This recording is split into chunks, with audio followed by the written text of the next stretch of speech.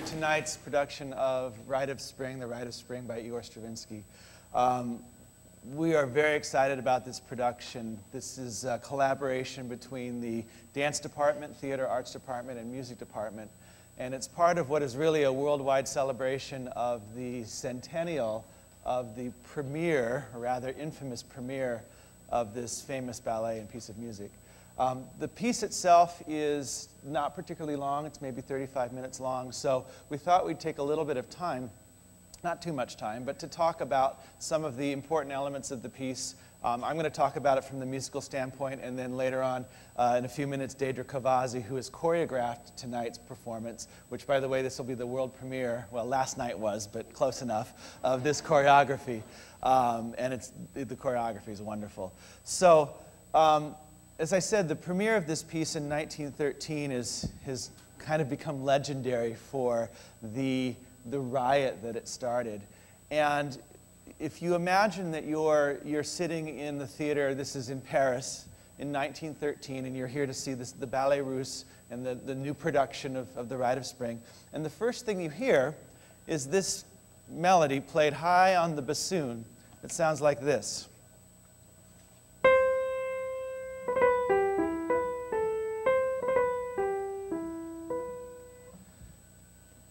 Now, my colleague, Kirill Gliadkovsky, who's playing the other piano part, told me that this is, well, he doesn't think it's an exact quotation of a Russian folk song.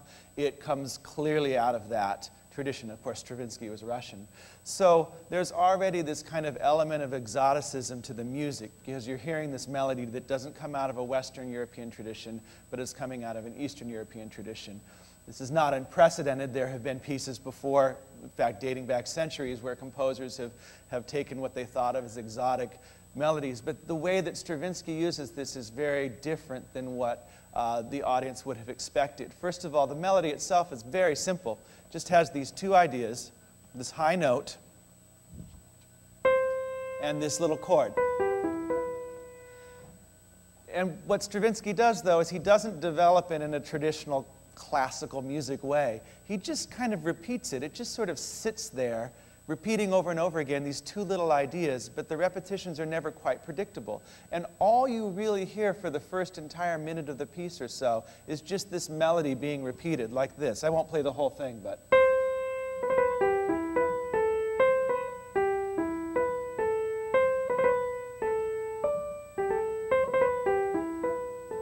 And then later on...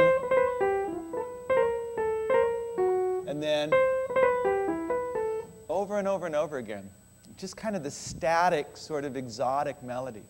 And then what Stravinsky does is he starts to layer other static, kind of exotic melodies underneath and on top of it. And so he puts together melodies like this. This melody I really like. It's just made up about 4 notes. You have...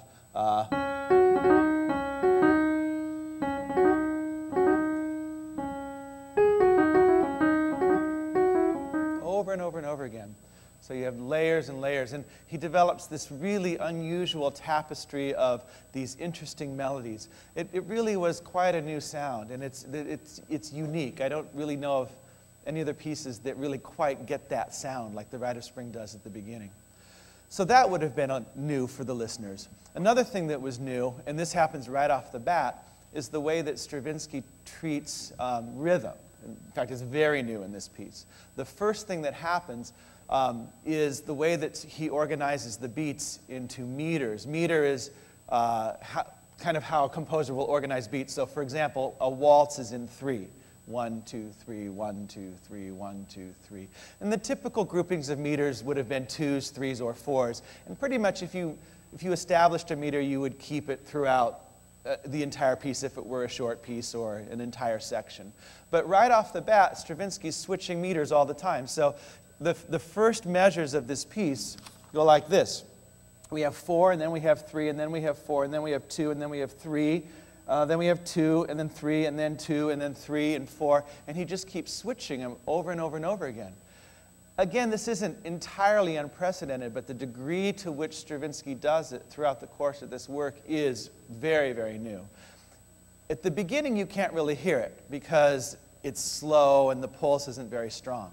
But later on the piece, you really will hear this happening, especially in the fast sections. And I want to just point out one, especially, well, it's fun to play. I guess you could think of it as fun to play. Challenging is probably a better word. But at the very end of the work, we have a passage, it's at the fast tempo, and Kirill and I, and the dancers too, I guess, are counting like this. We're going 1, 2, 3, 1, 2, 3, 4, 5, 1, 2, 3, 1, 2, 3, 4, 1, 2, 3, 4, 5, 1, 2, 3, 1, 2, 3, 4, 1, 2, 3, 1, 2, 3, 1, 2, 3, 4, 5, 1, 2, 3, 4, and it goes on like that for 16 pages. Needless to say, it takes a great deal of concentration. And Stravinsky really lets you hear this because the melody that he chooses, and this is another thing he does throughout this piece, his melodies are often very repetitive. He'll use simple ideas that he repeats, but he doesn't really quite repeat them the same way.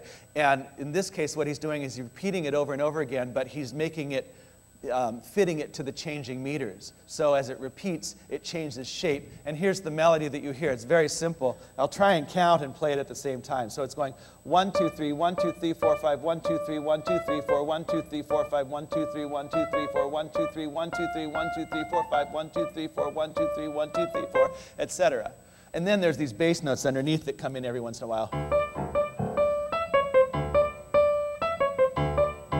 So it's extremely complex, and I often thought what the original musicians who showed up at the first rehearsal must have thought when they got their parts. And they're like, what are we doing? What is this? You know, why do I have to change my counting every measure? And what's this 5 doing in here? And there's actually in the original score, there's a measure of 1, which for a musician, you never see that. So it really challenged the musicians. I won't say that this has become commonplace, but it's not unusual now. And Stravinsky certainly laid the groundwork for rethinking the way that one could approach rhythm. Now, the most famous part of this piece, probably, comes about 3 minutes in, after this introduction. And the introduction is unusual, but nothing prepared the audience, I think, for what happens after the introduction. It's the section that's called the Dance of the Adolescents, or the Dance of the Young Maidens. And I'm going to let Stravinsky tell you about it, because we have a recording of an interview with Stravinsky, and this is at the very end of his life, or towards the end of his life. And he's talking about the first time he played the entire score for a man named Diaghilev. And Diaghilev was the person who put up the money for the production. He had commissioned the music, he had commissioned the choreography, paid the dancers, rented the hall. So he had a lot at stake, you know, for this premiere of the Rite of Spring. And Stravinsky, who was very young when he wrote this piece, he was in his early 30s, he's recalling when he played this for Diaghilev and what happened when he got to this point in the score. I like very much this corner.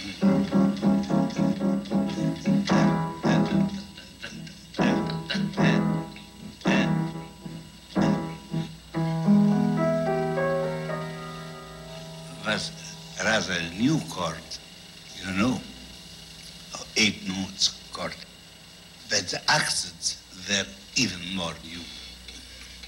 And the accents were really the foundation of the whole thing. When I finished composing the Rite of Spring, I played it for Diaghilev. And I started to play him these chords, 59 times the same chord. Diaghilev was a little bit surprised. He didn't want to offend me.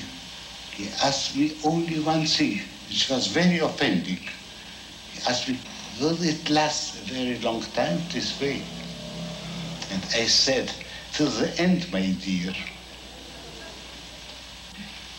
And he was silent, because he understood that the answer was serious. Yeah.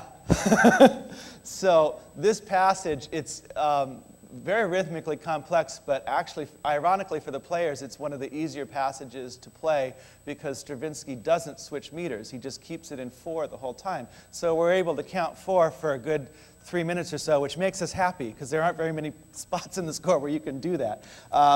And so you're just hearing this pattern, you know, this in 4, 1, 2, 3, 4, 1, 2, 3, 4.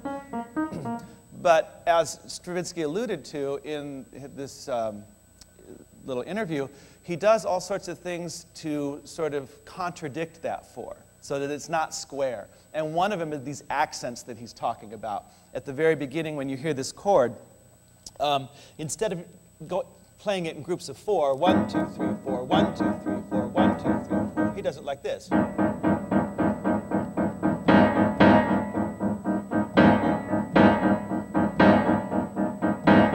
So it's always like groups of 8, groups of 3, groups of 5. It kind of throws you off a little bit. He also will introduce other ideas that have different meters. There's this one, which is in 3, like a waltz.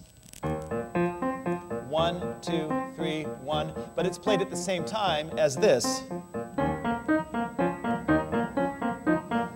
So you're hearing 2 different meters simultaneously. And then on top of that, he layers more and more stuff. And there's a passage which I just love, where there's 4 things going on simultaneously. These 2 ideas that I just played. And then this melody on the top that's, again, this typical kind of repetitive melody, but it doesn't repeat the way you think it's going to. So you have this going on.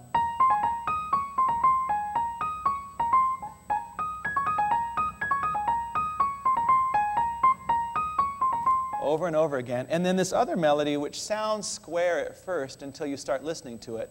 It sounds like it's just a 4-measure phrase, but then you realize it's not. It stops and it starts again, and it goes, you know, an irregular length, and then it stops in the middle of the measure. And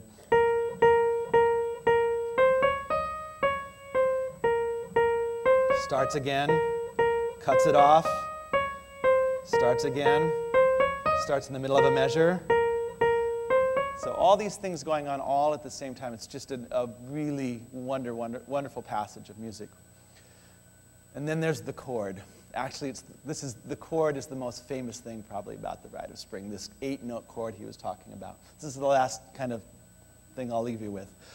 This is the iconic sound of the Rite of Spring. That chord right there. Every classical musician knows that chord. It's a very, very famous chord. And it's a chord with a lot of tension in it. Actually, it's made up of 2 really simple chords, this one and this one, which by themselves are rather pedestrian. They've been heard hundreds of thousands of times. But never had anybody put them together to create this complex chord like this. Now, there's a lot of tension in this chord, there's nothing new about tension in harmony. One of the time-tested ways of creating musical form is to introduce tension into your harmony, into your chords, and then release that tension, and it creates musical shape. But Stravinsky neither gradually introduces tension, nor does he ever release it. Instead, he just thrusts this chord right at you out of nowhere. He doesn't prepare you for it at all. It just comes right out of nowhere, and it's right there. Nor does he ever resolve it. He doesn't do this, which sounds funny, right? He just stays on that chord. And, you know, for, I don't know, 2 minutes, 3 minutes. And this is the thing. What he was doing back in 1913 and what this piece still does to us today is it challenges us to listen in a completely new way. We have to listen to harmony with different expectations. We can't expect that chord to resolve because it's not going to. We can't expect to always be in 3 because we're not going to. And the thing is, we accept that. We embrace that. As we're listening to this piece, it has such a visceral power to it and such an effective piece of music that we say, you know what? That's what makes this piece work. And it's a revolutionary piece. But there's been lots of pieces that have tried to be revolutionary. There's been lots of pieces that will challenge, or works of art in general, that will challenge conventions. But you can't just challenge convention. If you're going to challenge convention, if you're going to throw something else out, you're going to have to replace it with something else that's equally compelling and works just as well. Otherwise, what will happen most likely is your piece will quickly sound dated, or it will, no one will really like it, or it won't make its way into the standard repertoire. But the amazing thing about the Rite of Spring is here's this piece that changes the way we think about music. And yet, it sounds as if it was written yesterday, and also it almost immediately made it into the standard repertoire. So much so that within a generation, Walt Disney was using it in cartoons. And you know, it's just, it is really for me, the iconic work of the 20th century. And I'm so excited you're here to see it and hear it. And I'm going to turn it over now to my colleague, Deidre Cavazzi, who's going to talk about some of the choreographic and historical aspects.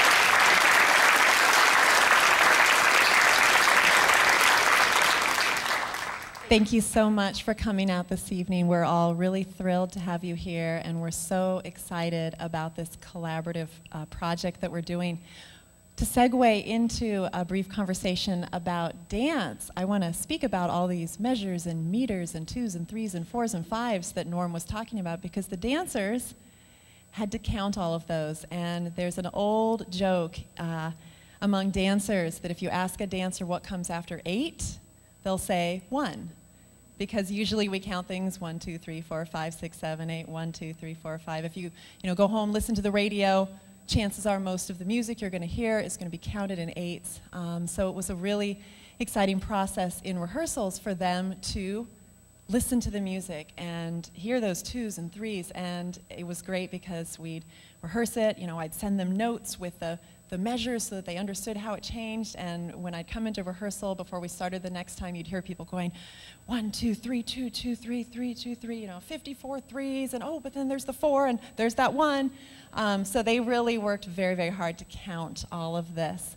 So going back to the premiere 100 years ago, I thought I'd sort of start by showing you some of the statements made by people who were in attendance that night, by the critics, about this performance. And if you look through these statements, you may see some words that surprise you. Maybe not necessarily the most positive thing you would want written in a review about you. Lunacy, devoid of common sense, raving mad, primitive, spasms, violence. So this was a performance that provoked an unprecedented theatrical riot. Literally, audience members were on their feet yelling and screaming. There were brawls and fist fights. It was an unbelievable scene. And to sort of set that scene for you, this premiere happened 1913, 100 years ago, May 29th, and it was in Paris.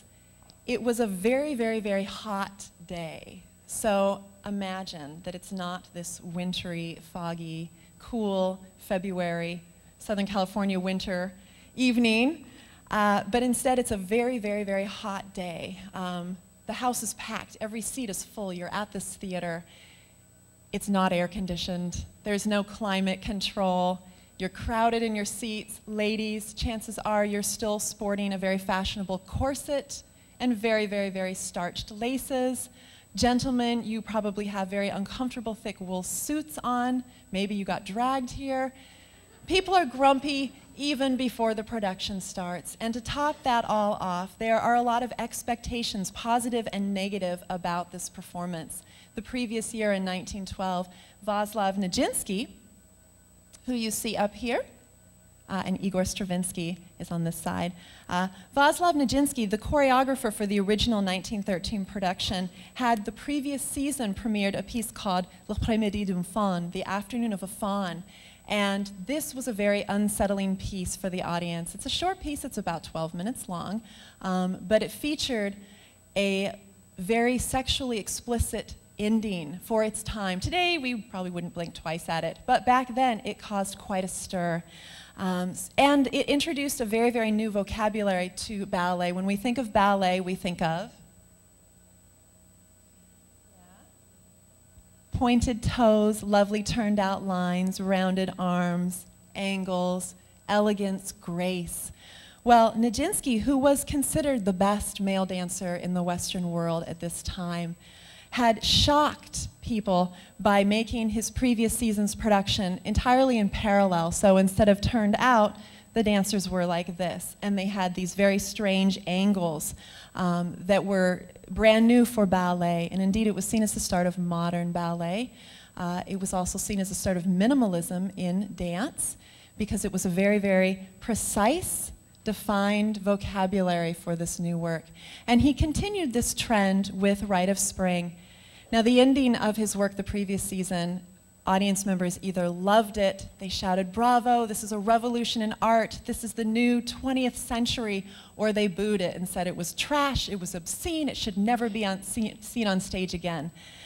So much so that Diaghilev, who Norm mentioned is the manager for the Ballet Russe, actually said, "Paris needs to see this again. Kill the house lights, reset the stage, let's do it from the top." And they did it a second time. So that's all happened the previous year. Now here you are in 1913, you're hot, you're uncomfortable, you're crowded, you're waiting to see if this is going to be equally obscene or terrifying or ferocious or minimal. Some of you are thrilled about this, some of you want that. Yeah, you want the controversy. Some of you just wish it could be Swan Lake again. So people are already quite upset before the production starts, and as Norm said, when the music starts, it's also very unsettling for the dancers. The story. Some of you may have looked at the synopsis in the program. The story was also quite an uncomfortable, tension-producing scenario. It is a tale, a primitive tale of ritual sacrifice of a virgin maiden who's going to dance herself to death. And yes, you will see that tonight. And the audience was uncomfortable as well. I mean, the dancers were turned in, they were rolled to the outside of their feet. Nijinsky had this idea of bringing to life every single beat of Stravinsky's score. And in fact, he had over 100 rehearsals for this piece, which, as Norm said, is about 35 minutes long. To put that into perspective, we've had 11 rehearsals. 11 to do the new choreography you're going to see tonight. Would have been nice to have 100. No, just kidding. I think the dancers would have killed me if we had 100 rehearsals. So 100 rehearsals. Most of the dancers at the premiere hated the work. They thought it was ridiculous, this weird vocabulary, all this jumping and stomping and turned in. So he fought against the dancers, against the audience. It was very, very, very tense. The reviews, of course, were ranging from absolute thrilled, positive receptions from a lot of the art world to aghast horror from conservative audience goers who were expecting classical ballet. And I'll show you another brief clip from the same documentary where you'll actually see Marie Rambert, who was Nijinsky's assistant and a dancer at the premiere, speaking about the audience at the scene of the riot. And you'll hear a voiceover of Stravinsky talking about how upset he was at the public reception. So if we could have the clip, please. Style. On May 29th, 1913, in the middle of an unseasonable heat wave, the Rite of Spring opened. At the performance, mild protests against the music could be heard from the beginning. Then, when the curtain opened, the storm broke.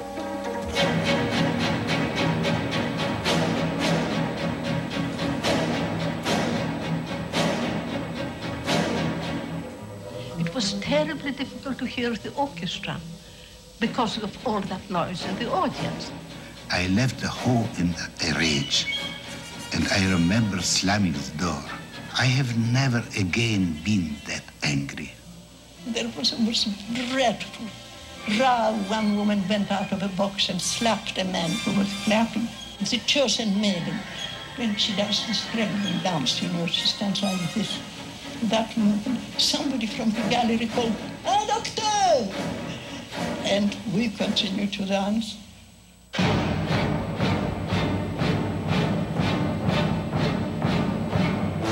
arrived backstage in a fury.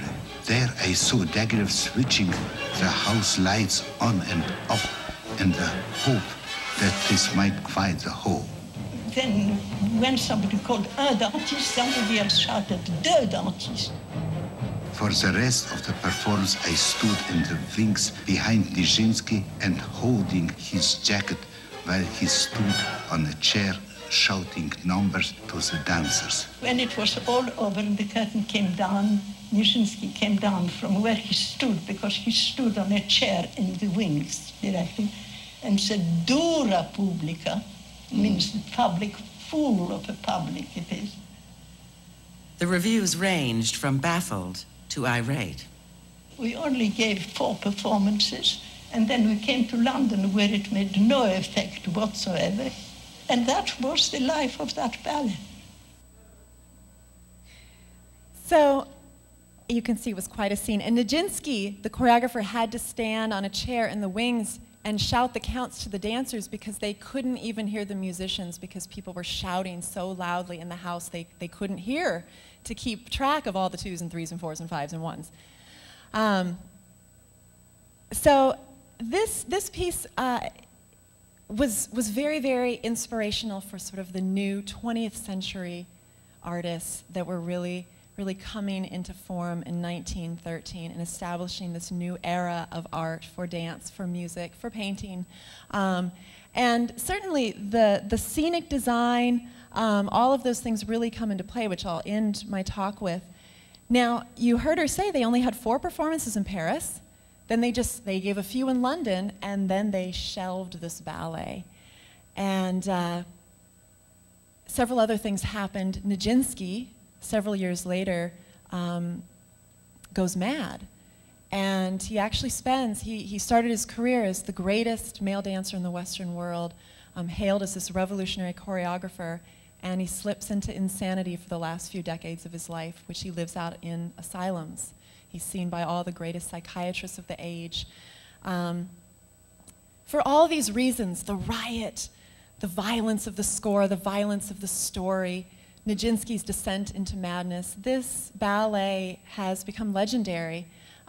Its original choreography was lost for 75 years. Hundreds and hundreds of choreographers have done their own versions, like we have this evening. In 1987, based on sketches that were done at that 1913 premiere by artists, by notes that were found in Stravinsky's score and in his assistant Marie Rambert's scores, through conversations with dancers who were tracked down who were still living. In 1987, the Joffrey Ballet reconstructed an approximation of the original choreography, which actually for the 100-year anniversary was shown this past weekend in LA again. So it was quite a feat, as you can imagine, to reconstruct a dance. But as I said, this dance has really lived in the hearts and minds, the story of it, for so many dancers and choreographers for the last 100 years, and we're thrilled to get to present it here. Costumes and sets were very, very important in this ballet. The Ballet Russe, for which this performance was created, really prided itself on collaboration. It believed that a ballet was the sum of not only the dancing, but the story, the music, the scenery, the costuming, all of these artists from many different disciplines working together in equality. And we're really, really thrilled here to show you a production that we feel really represents that. As Norm said, the dance department, the music department, the theater arts department have all worked together. We have lots and lots of students involved in this production. Not only will you see a large cast of dancers on stage, you'll get to hear this amazing score brought to life by Norman Kirill, but you'll also see projections of work created by our advanced scenic design and advanced stagecraft students who created these canvases, which you saw on display outside. And I know some of these artists are in the house. So if you created some art that is being shown as part of this production, could you guys stand up? I know some of you are here tonight. Stand up, get your applause.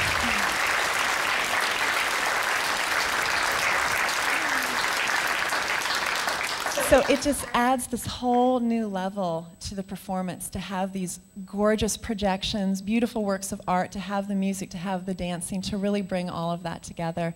And actually the art that you saw on display immediately outside the theater, we're auctioning off, and then the proceeds, of course, will benefit equally the 3 different departments. So please, if you fall in love with one of the projections you see, go outside and make a bid on it to support our arts here on this campus.